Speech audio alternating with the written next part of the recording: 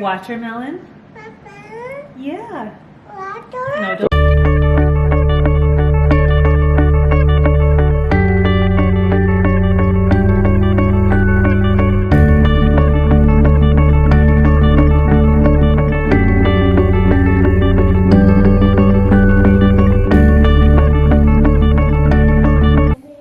The seedlings that we planted about a week ago, we're starting to see a lot of action in the cells that we planted them in, so check this out. Can you tell us which ones are which? Like which ones are these ones? Tomato. That's right, those are Roma tomato. What about these three right here? Roma tomato. No, these three right here. Watermelon. I found another Right. Roma tomato. Oh yeah, look, a little baby one. Wow. It's like a part of the family. Yeah, it is a part of the family. Okay, what are these huge ones over here? I don't know. You don't know? Mm-mm. It's a cucumber. Cucumber. Although this little one right here is struggling. So, but we got 9 of them sprouting really nicely. Yeah, that one right there is onion. We got onion, and then we got right here just regular tomato, and then more Roma tomato right here. And then, as you can see, a tiny little cilantro one right there. So we have today to go to the store to get some like bigger cells or just like pots that we can eventually transport these into because they're growing very fast.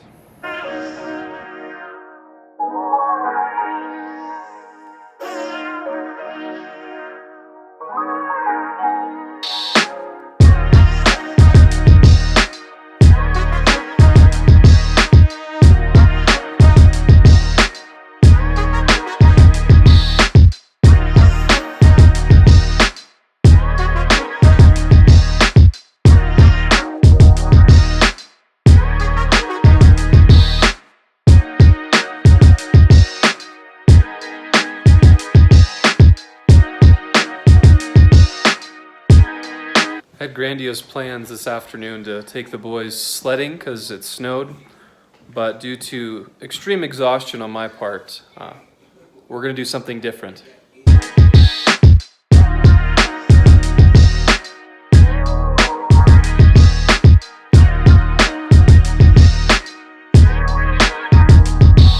Okay, we just put the boys to bed.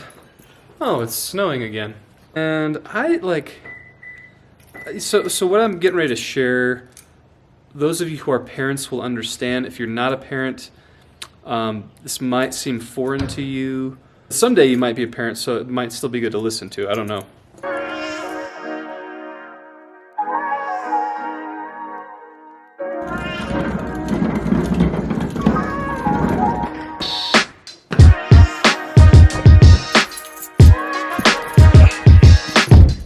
There are just days where the combination of the kids kind of misbehaving extra and then you just being uber stressed as a parent, those things collide and it makes for a not good day. That was one of those days with the boys, and we're good now. We made our amends, we're all good.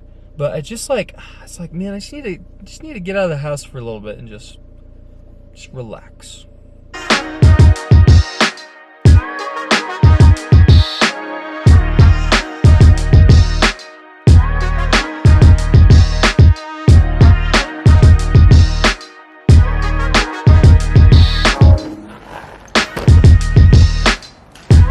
That's a little better. We're definitely losing daylight, but something that, and it's kind of weird, this thing simultaneously kind of stresses me out, but also relaxes me in a weird way. That is flying the drone. Technically, I'm not supposed to be flying this drone in this cold of weather, but I think it'll be fine.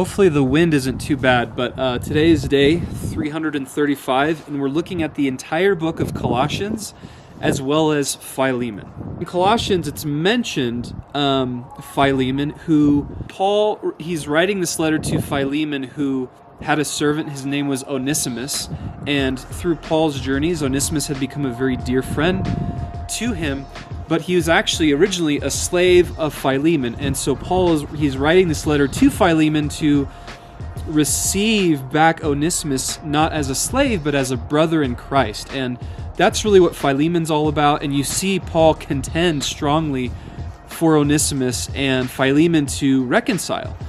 Then Colossians is really much like many of the letters that Paul writes to churches in general in their particular regions. He really takes time to address them, to remind them of who they are in Christ. And then this is beautifully one of the most beautiful passages in the New Testament, where Paul talks about the preeminence of Christ, that Christ is to be the most important and the preeminent thing above all else.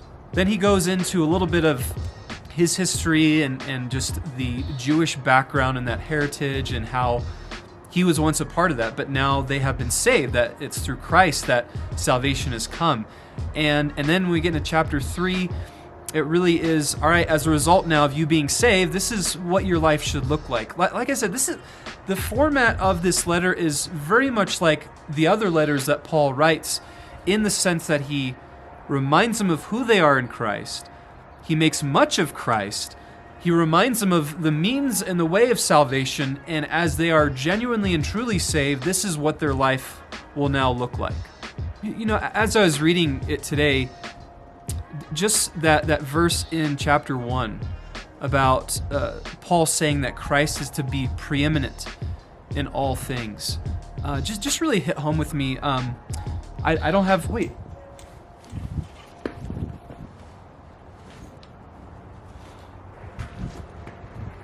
Sorry, I don't have the book with me, but I just started reading this book titled Deep Discipleship by J.T. English, which I'd actually shown in the vlog many months ago, but I only just started reading it now. And he opens up the chapter in terms of defining deep discipleship as discipleship that is centered on Christ, that he argues that discipleship is not the goal.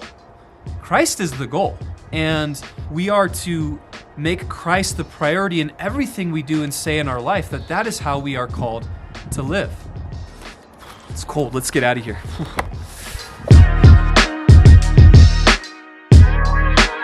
Picking up some ice cream for Monet.